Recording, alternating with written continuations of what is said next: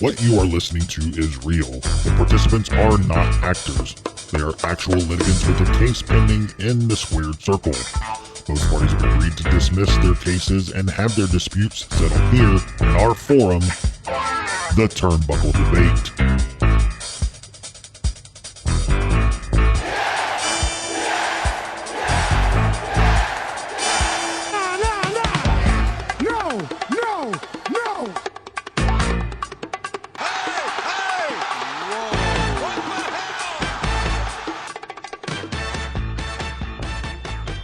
Hey everyone, welcome to another edition of the Turnbuckle Debate. My name is Sneed. I'm Chad. I am the OG Fig Kid, Thomas Montalto, the staple of the Turnbuckle Debate. And we have a guest joining us today who is no stranger to the Tavern, Mr. Nick Storm. What's going on, man? Hey guys, I'll give a brief resume for people who don't know. Let me just, where is it? Okay, let me just... basically, I'm the fastest rising star in professional wrestling. It's MJF's. Okay, well, that's the wrong one. Basically, guys, I'm repping my favorite t-shirt brand called Bullet Club, and if you don't know me, you're probably thinking, what the hell is this dude with the sunglasses? He's got sunglasses indoors. It doesn't make no sense. Well, I'll explain it. Number one, I'm too famous, and the Tavern spent pretty much all of their past 50 sessions, royalties, on getting me here. That's just number one. But number two, and the main reason is just I haven't slept and I have bags under my eyes. So that's really it. But I make figure content, YouTube content, all that fun stuff. Awesome. That's awesome, man. Well, we're here to do some debate. I know you're familiar with the format of the show. We have 3 topics that we're going to go, usually 10, maybe a little bit more depending on if Tom gets long-winded. And we'll just debate it out. You guys ready to hit the first topic? Oh yeah, Let's do it. Let's get the first topic going. All right, so the first topic of the evening: should referees keep the WWE philosophy and remain faceless characters in matches? The question. Faceless third man. Yeah, So you guys would know this better than me since you were WCW guys, but did WCW referees stay quiet and in the background like WWE guys? For the most part. For the most part, they did. They did acknowledge, and there were storylines with one of the referees. I say Charles Robinson even had a storyline. Yeah, too. he did. He became Little Nick Nate. Patrick, I remember the Nick Patrick one, wasn't Patrick he? The WO turned- referee. Yep. Yeah, but Little Nate. WWE did that too. I Yeah. think this is yeah. excluding bringing them in as storyline. Right. Yeah. We're not talking about like Earl Hebner and his twin. We're not talking about things like that. We're talking when they're just in a regular match, not a storyline. Yeah, I don't. I mean, sometimes it becomes much, but like a casual viewer like my wife, she loves watching Aubrey do what she does. Like she has every time Aubrey's in a match, she's excited because Aubrey's refereeing. She enjoys it. I personally like. I don't. Maybe they should be a little more laid back, but I don't think it's the referees going into business for themselves. I think it's they're doing what they want to be done over at AEW. I don't think that I don't think Aubrey's saying, "Hey, I'm going to go get myself noticed."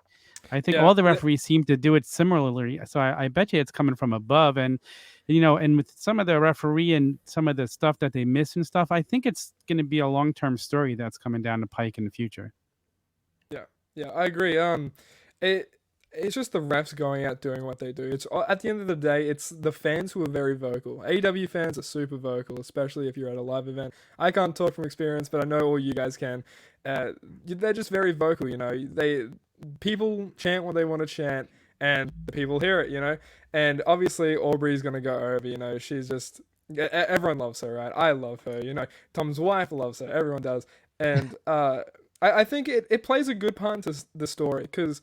When I thought of this question, it made me go back to All Out this year, in the MJF Jericho match, where MJF had his foot on the rope, but we didn't see it. Maybe she's just an inexperienced referee, and Paul Turner, a much more experienced referee, comes out and he goes, actually, well, I saw this happen, and stuff like that. I think it plays well, and it worked out in the spot for sure. It worked out in the match, so I can't really complain. Yeah. Nick, check your mic one more time while I'm rebuttaling you guys. Okay.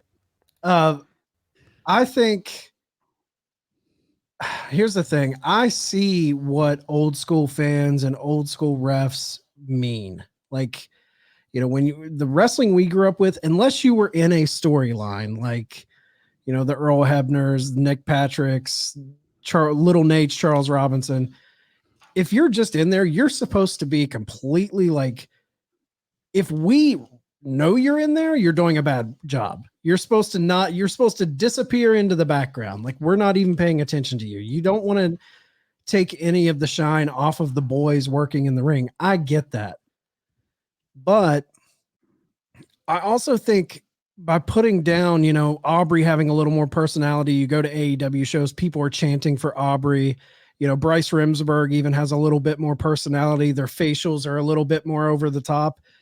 I feel like to kind of poo-poo that and discredit that comes off as like old man on the porch yelling at the kids to get off the lawn. Like, shit can change. Wrestling doesn't always have to be, well, it's done this way and it's been done this way forever and it can never change. I think that's such a stupid way to look at it. Like, why can't fans know their names? Why can't fans get pumped to see these referees?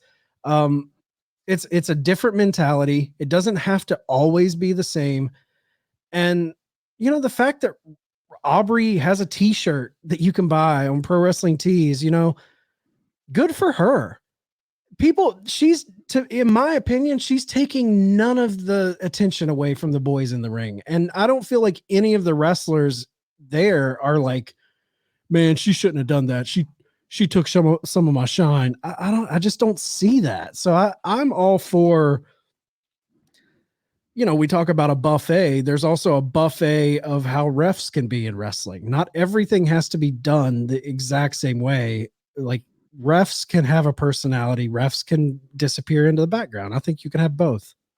I agree. And I think it's fun that they have a personality. I think it adds something to the matches, because there'll be a match. If I see who's reffing it, I'm like, oh, I can't wait to see Bryce Remsburg have these reactions to what's going to happen in this match. This is going to be a fun match to watch Aubrey referee.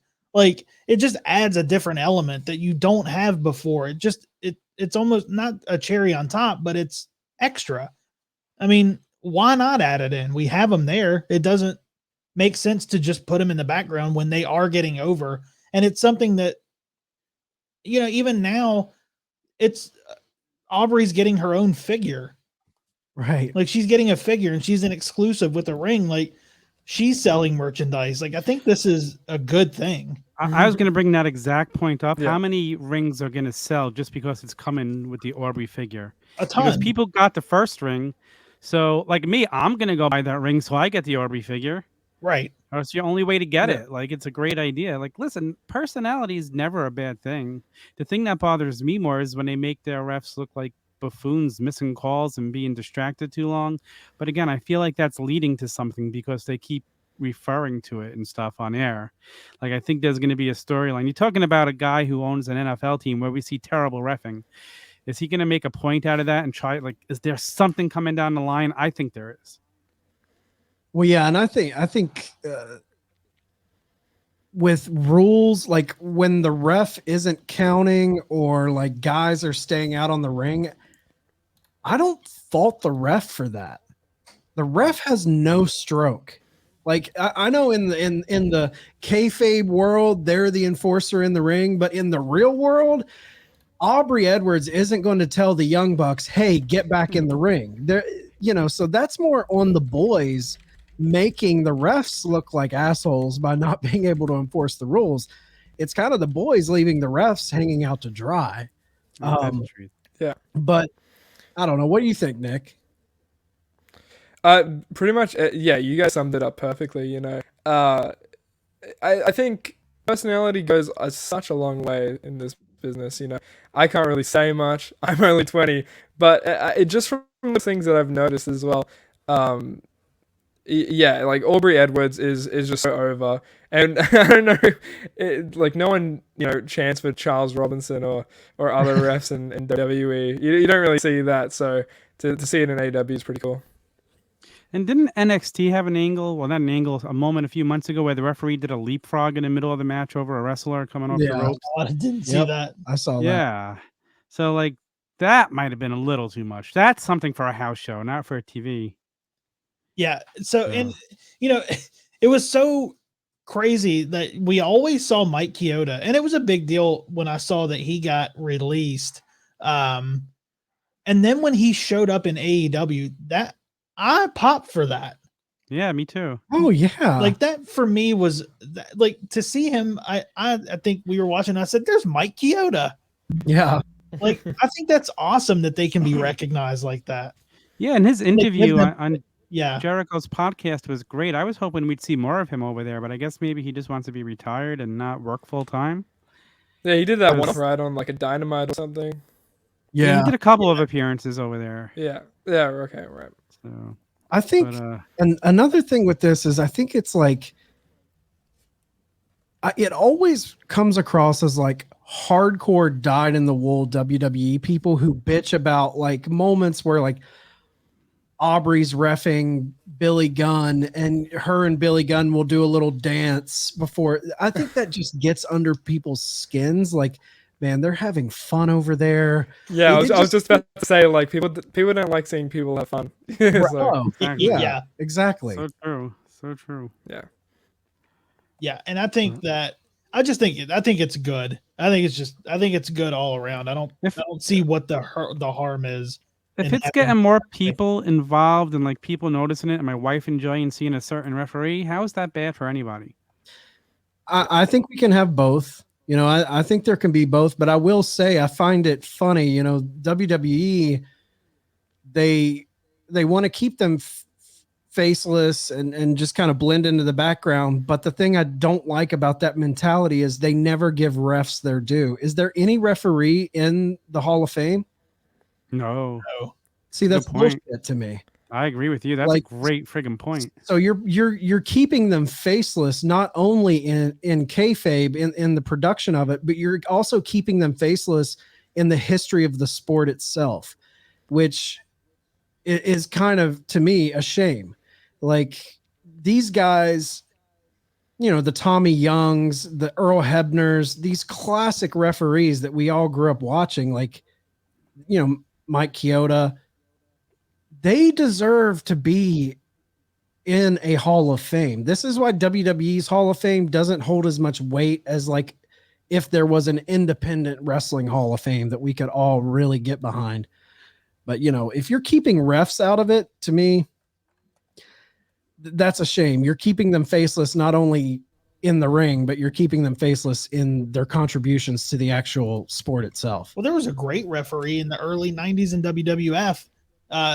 His name was Joey Morella, and he was Joey Gorilla Monsoon's son. it was Gorilla Monsoon's son, and they never played any of that. Like they never played that up at all. And Gorilla's on commentary, and like they never played that at all. I think that could have been great to give him a face. No, don't give him a personality. Right. It's like, No. For, I mean, for a they've while, done that with they like were, Earl Hebner's son, right? He's working Impact, so Yeah. Yeah. but for a while, Vince said you weren't even allowed to say the referee's name on television. I think Exactly. they do again now. Like, so ridiculous. Why don't they get the credit? You know. yeah. It just doesn't make sense to me. And- All and- that does is keep the casuals from knowing. The hardcores find that shit out. So we Yeah, know who exactly. it is. Like it's like Yeah. Sneed said, when Mike Chioda showed up in AEW, we popped huge. Like, holy Right. shit, it's Chioda. Yeah. And he Love was it, the man. longest tenured ref, and you show the thanks he got during COVID, he just gets released like Exactly. after putting in 20 years to a company. Right. All right. Anybody have any final thoughts before we move on? I think I'm good. No, I think we covered it well. All right. Yeah. We'll move on to the next topic. And Nick, this was the topic that you brought to the table. Why will AEW outlast WCW and TNA? So yeah, this was a question and a debate that I really wanted to ask you guys because I wasn't around for all of that. I know tidbits of things here and there. I really want to know your guys' stance on this because from the way everything's going now, I feel like AEW is a lifelong company. But I don't know. I don't want to jinx everything. A lot of people thought that with WCW, and then what happens? WWF buys WCW. So as well as like TNA, I don't really know what happened with the whole TNA Impact sort of thing. But I want to know what you guys think of this. I think I think AEW is making all the right decisions right now. And I think one of the reasons they are able to make all the right decisions is because they have Eric Bischoff's fuck ups to look back on. They have Dixie Carter and TNA's fuck ups to look back on. And he can see, he's a student of the game. He can see where they went wrong, where they overspent, where guaranteed contracts, how that screwed them. He's seen all this, not to mention the guy has a history of dealing with major contracts in a sporting environment. He's used to dealing with money and juggling money and making cuts and saving things here and there. So I think they are making all the right moves, but the question of why will AEW outlast WCW and TNA? Well, TNA is still around technically. You know, it's Impact now. They're rebranded, but you know, everyone they get a lot of shit, man. But that company is the company that will not die. That company has been on its last legs so many times. Like when it went from Jeff Jarrett and then the Carters came in, and then the whole debacle with the Carters and Billy Corgan and that fallout, and then Anthem comes in and buys them out. Like they have been. I think at one point they were on Destination USA, this TV channel that was in like 30,000 homes. Like they have been at the bottom of the bottom. They've had huge crowds. This is a thing people don't understand, or people forget about, I should say. At the height of TNA, they were pulling like 2.32. They were pulling 2 million viewers. You know, when they made the decision and they royally screwed up and moved to Monday nights to take on Raw head to head, they were pulling 2 million. So this is a different time. You know, I feel like everyone consumes stuff differently now, but at that time, man, they were pulling more numbers than what AEW is. So they're still around, but I do think AEW has the legs to last, at least under Tony Khan. And I guess the question would be, what happens when Tony is, where does it go after Tony Khan to be that, you know, WWE's 70 plus years. Where does it go after Tony? Well, the good news is that Tony, and we've said this before, Tony is as old right now as Vince McMahon was when WrestleMania started. Right. So we have a long time, I think, with Tony. Yeah, we do. Which is a good thing. And I think one of the biggest reasons that they will outlast what WCW and TNA is a point that you brought up, and that's the financial knowledge that family has. They know what business, they know business. They know business decisions. A lot of what TNA, you know, when it went through its changes, it was, you know, Dixie Carter, and she wasn't the business person, you know? Right. Jeff Jarrett's definitely not. He's a wrestler that started his company, and he asked, I'm sure, Jerry for advice for it. Yeah, I feel like with Dixie, it was like she is a business person, but she wasn't a wrestling person. Exactly. Right. Tony's a business person who is and a wrestling person. That's like Nick Khan right now. He's just a business person, right? Nick Khan. Right. So, yeah. That's like I see him as this person before anything else. Yeah. But Tony, the other thing with Tony is he's not too big and too prideful to say, hey, listen, I'm losing grip. Like, I don't know what's going on anymore. If he starts to see things slipping, he's already listening to people on what he should do. He's listening to the fans. He's listening to the wrestlers. Everybody has a lot of input there. It's not a one-man show there. Right. You know, and he would have no problem bringing somebody in to help if he felt he was losing his touch and it was losing something. Whereas, you know, Vince will never do that. And with WCW, do you think, I don't know, I didn't watch WCW as much as you guys did, but I felt like the NWO is eventually what killed them, because as big as it was, they didn't know how to end it and get away from it. Does that Yeah, make any sense? it gotta. I feel like WCW, what killed it is a perfect storm of fuck ups. Like Oh, for sure. they one, the booking of NWO, two, guaranteed contracts, three, creative control given to wrestlers.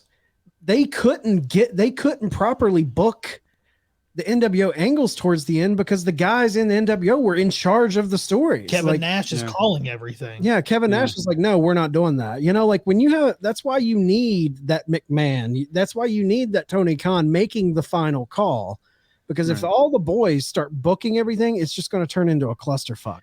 Right. You listen to what they have to say. You listen to their ideas, and then you steer it. You let it go, and it's a perfect mix because you got the ideas coming from everybody, and you take what's best. And it's so funny because you go back to WCW, and the guy who came up with the idea for the Crow Sting was Scott Hall, right? And that's what happens when you let other people have input. Somebody else might have a great idea that's going to make something take off that you're never going to think of, and that's like the most memorable Sting now as well. You know, when it first went when I first started watching wrestling, I think it was around I don't know, Sting and TNA, maybe Joker Sting, that whole thing. I was into that. I was like, this is kind of cool. I like the Joker, I guess maybe. That's the first thing that comes to mind. I don't think of the WCW Surface thing, and but yeah, it becomes a clusterfuck of just everything if you don't have that higher up of booking stuff. Vince McMahon has done some great things for wrestling. I don't want to sugarcoat that at all, but yeah, I think Tom, you brought up a really good point where you said that Tony Khan listens, and I think that the thing that he has in his back pocket is, one, he doesn't have that ego that where he's like, I know everything. Yeah. But the other thing with him is he's a historian. We're not talking about a guy who's just thinking about, okay, how did it go wrong in WCW? He's thinking about when McMahon was buying out Georgia Championship Wrestling. He's thinking about the fall of Jim Crockett Promotions and how that changed into WCW. This dude is a student. He was tape trading. He knows the history of the territories and how they died and got bought out by the McMahons. So I feel like he is, what's that old saying? If you don't know history, you're going to be doomed to repeat it. Yeah. Well, that's true. He knows where the people that came before him fucked up, and he's going to try everything in his power not to do that. I think they're really good. I mean, I know they're young, but as of right now, it seems like he's really good at taking ideas from people, running what is good, and listening to the fans. And if something's not good, pivoting, they pivot from it. And I think 100%. that's a big key to it too, is listening to what the fans straight away they pivot as well, right? They're not like a week later, maybe even that Rampage, who knows? But I swear I always see people on Twitter fantasy booking, a very objective opinion of this should happen, and I see AEW doing it. Not saying they're listening to the fans that much, on Twitter, seeing what every fan is talking about, but they the fans get it, and so does AEW. I feel like the fans are so intertwined with the company and the booking decisions that are made. There's no way I can hate what I'm seeing. You know what I mean? Yeah. It's like that Suzuki incident. They do. Yeah, so funny. That pops up. All the fans get hot about it on Twitter, and then the next week they bring it into canon and talk about it. CM Punk mentioned it on Rampage, I think, on commentary, which is really funny. Yeah. If the exploding barbed wire deathmatch debacle would have happened in WWE, it would have never. It just would have happened, and they would have acted like it never happened, and they would have went on. Yep. Yeah. Or if that happened in WCW, it just would have been another reason why the company was sinking. Mm-hmm. AEW, it happens there instantly. Kenny Omega turns it into storyline.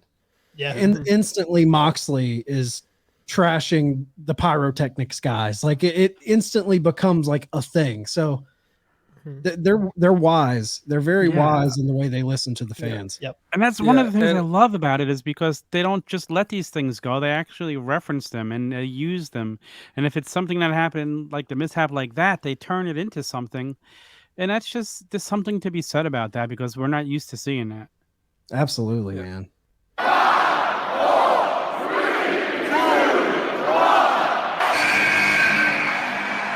All right. Any final thoughts before we move on to the final topic of the evening? No. Let's go. AEW Main event time. Main All- event. AEW for life. Yeah, that's what I'm saying. I don't want to come off like a someone who's like just sucking off AEW because that's what it does sound like. Generally, all my takes sound like that. But I do like WWE.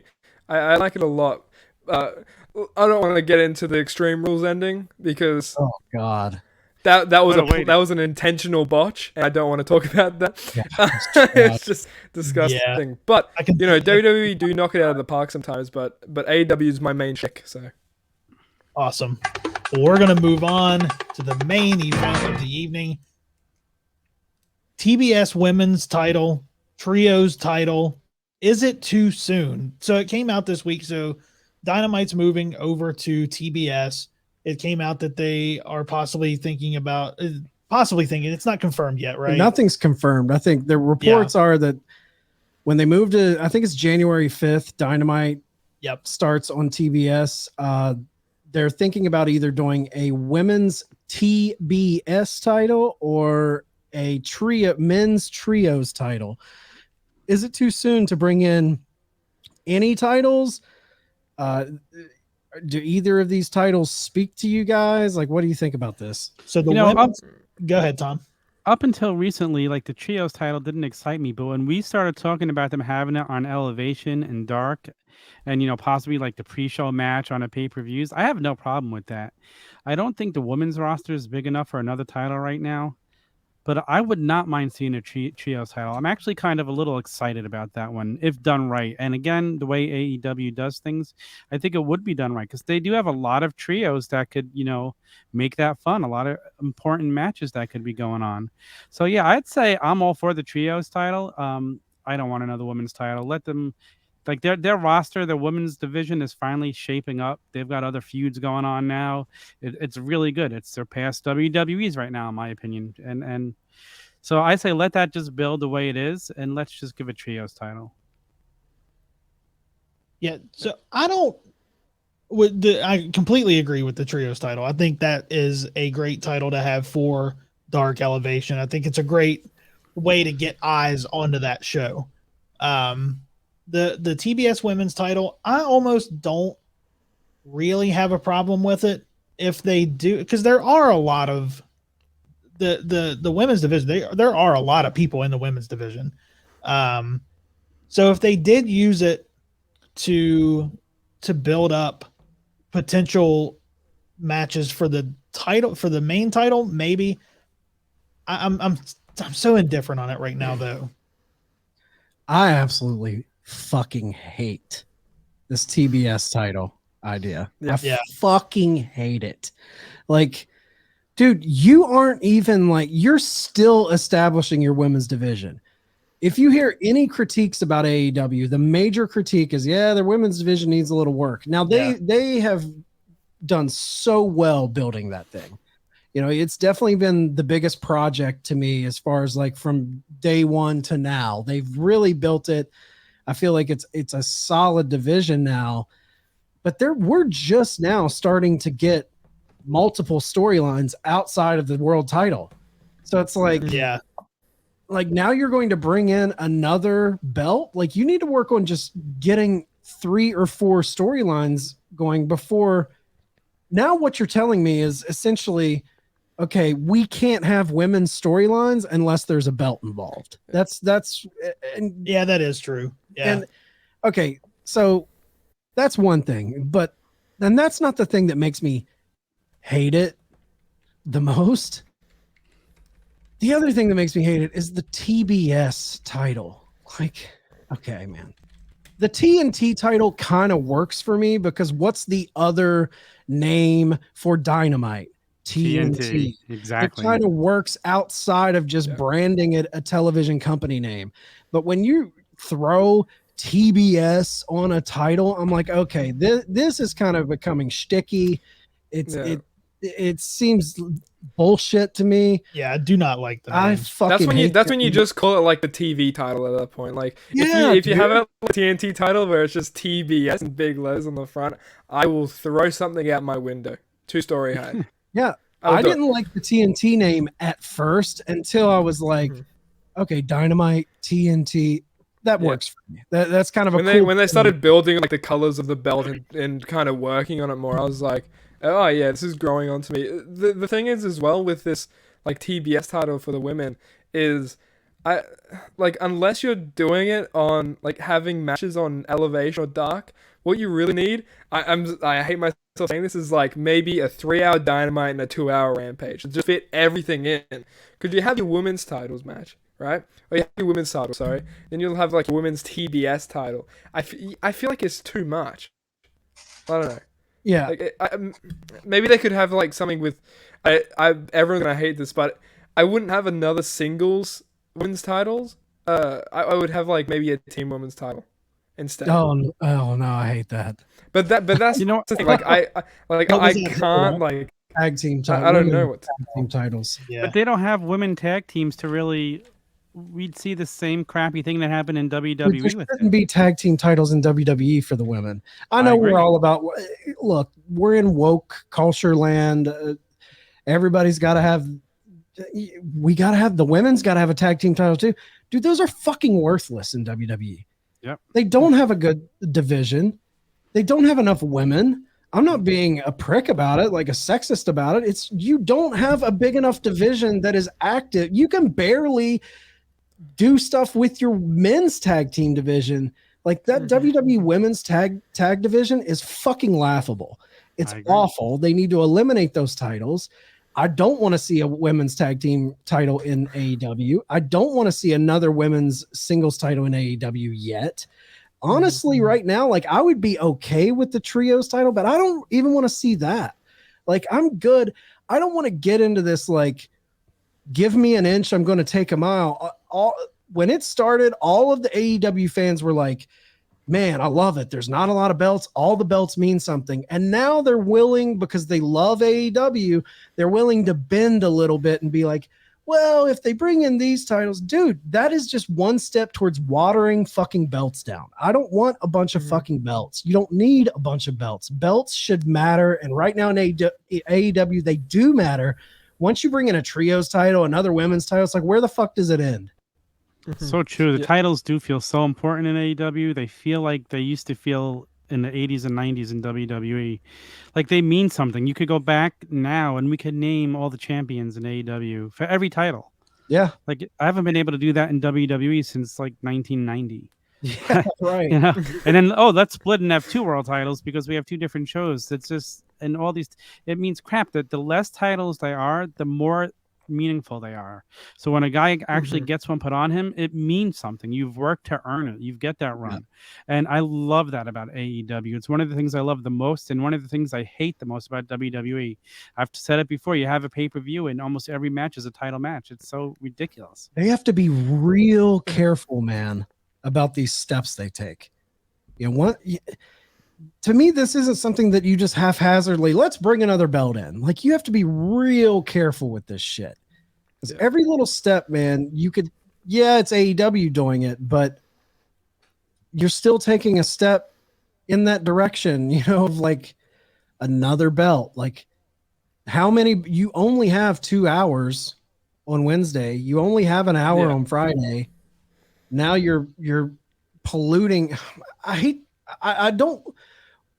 having this opinion because it makes it seem like I think they're going to make the same mistakes that WWE does. I do think they would handle it probably a little better, but you are taking WWE type of steps when you do this, I feel like. I think the only reason I'm in on a trios is if they keep it off of main TV. That's the only way I'm in on that. If they featured it a lot on Elevation and Dark, and then every now and then you get a big trios tag team title match on like Rampage, I think that could be cool. And because they have a ton of best friends, Dark Order. They have all these trios, Bucks and Adam Cole that could do that, but I'm still kind of leery of it. I just think it puts eyes on that show. It doesn't True. just make it an enhancement show. You have something on there that people are fighting for, Yeah. and you get to watch that competition for them fighting for that belt. Again, if they're going to put it on Dynamite, if it's going to be something that's featured on Dynamite and Rampage, I don't want it there. Right. I think that should be an exclusive title to Dark and Rampage, or Dark and Elevation. Yeah. Yeah. I wouldn't mind if gets- it popped up on Sorry. Rampage like every 3 months or so, but not a regular thing. Yeah, like having A special match. a special Big match. match. That's Exactly. something big. But yeah. but have the contenders and everyone vying for it. Right, it's all on Yeah. Elevation and Yeah. Dark. Yep. Agreed 100%.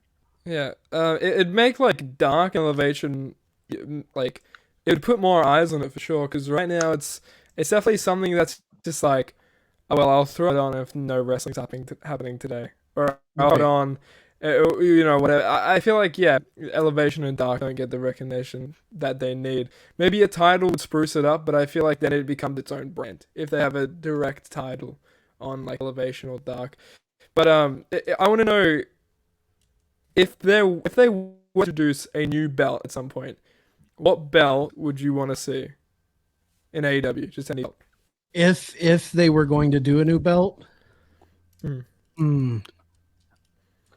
Like a US or an I Intercontinental, something along those lines. Something like a I don't belt. even think they don't need another men's title, in my opinion. I don't think so either. It's like the old days, WWE and Intercontinental, WWF and Intercontinental. That was perfect. Like both titles have meaning right now. If you add another one in, it takes away from the meaning.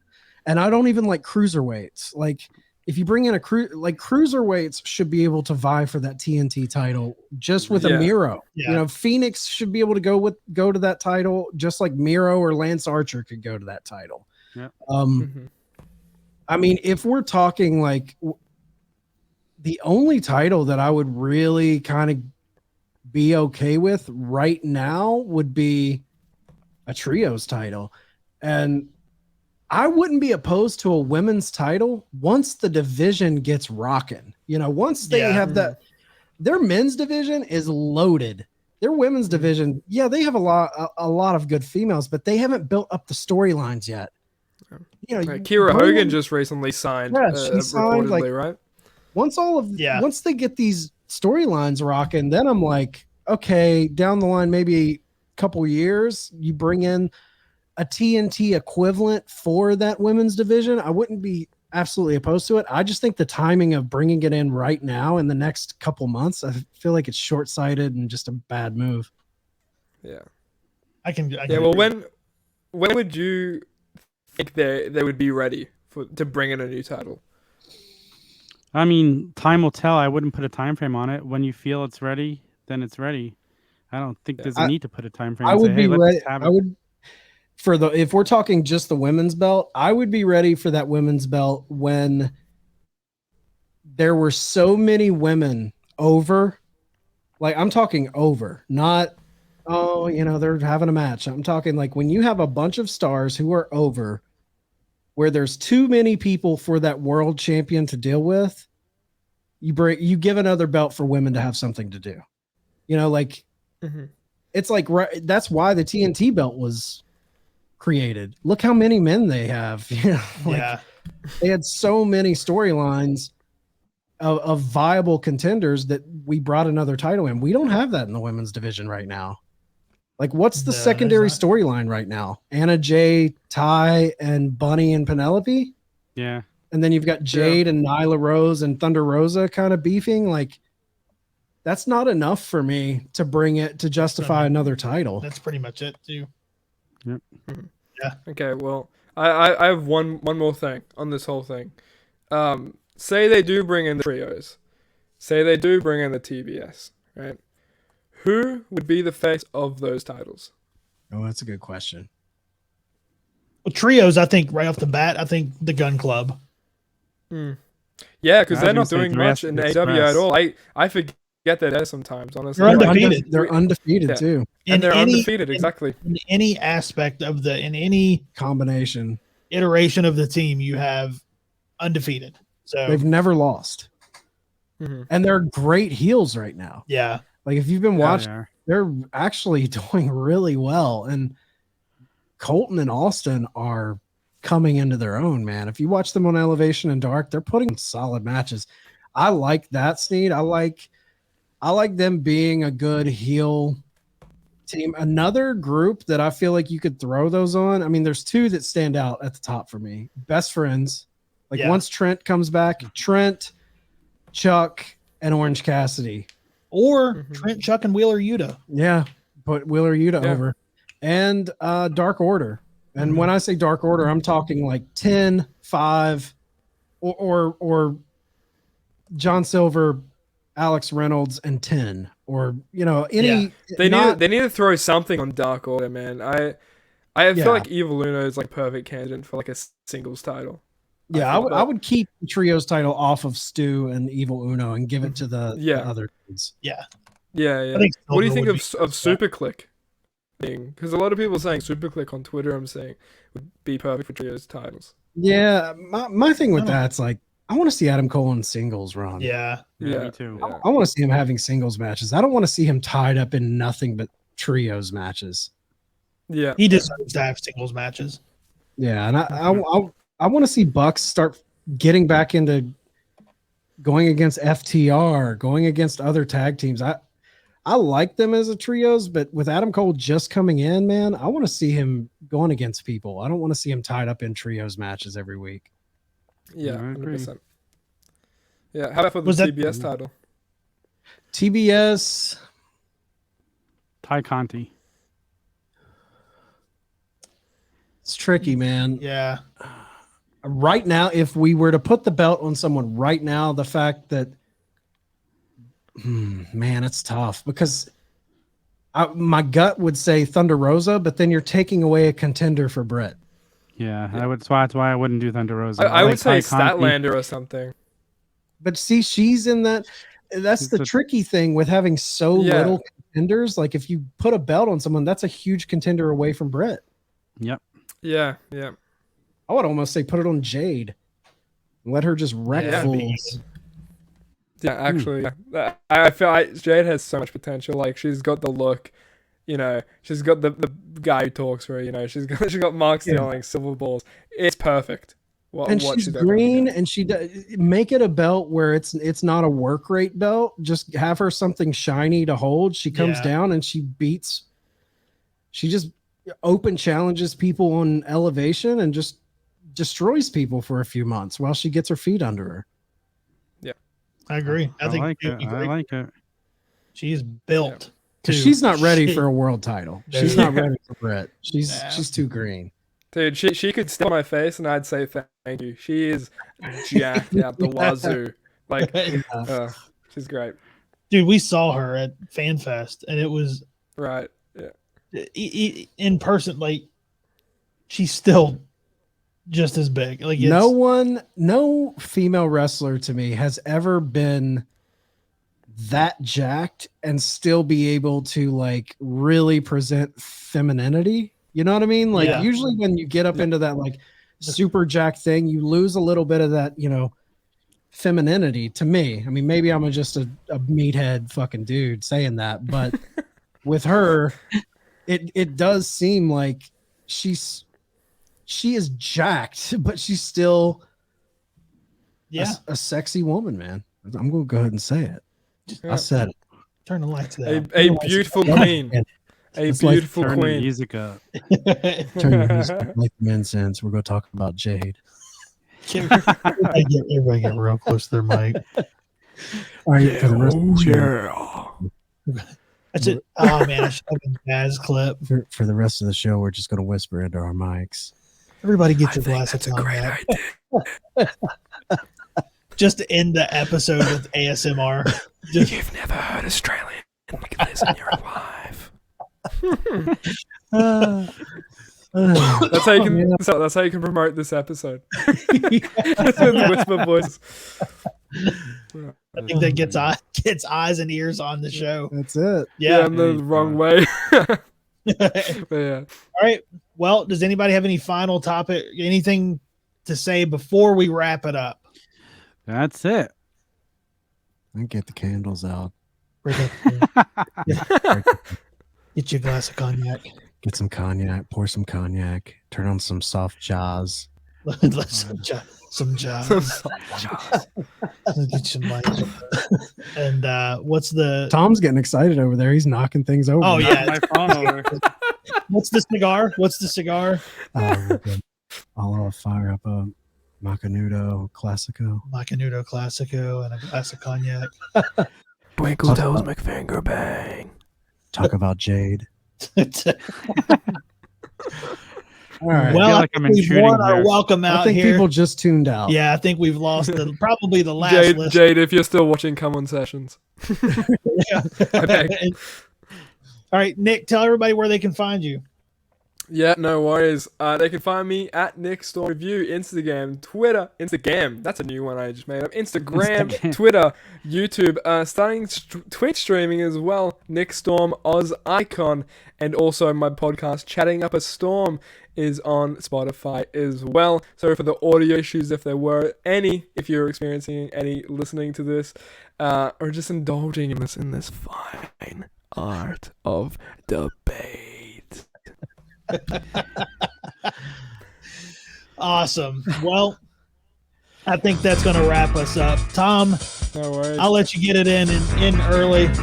The OG Fig Kid Twitter and Instagram sessions, Turnbuckle sessions every Wednesday, and don't miss Fig Night Thursdays every Thursday on YouTube. Live. Me, Chad, and Mike Belcaster. Live at 8 p.m. Fig Night. YouTube. Tune in. Don't want to miss it. We have a lot of giveaways coming up. Big ones. Big ones. Court is this. Finger poke of doom. Finger poke of doom.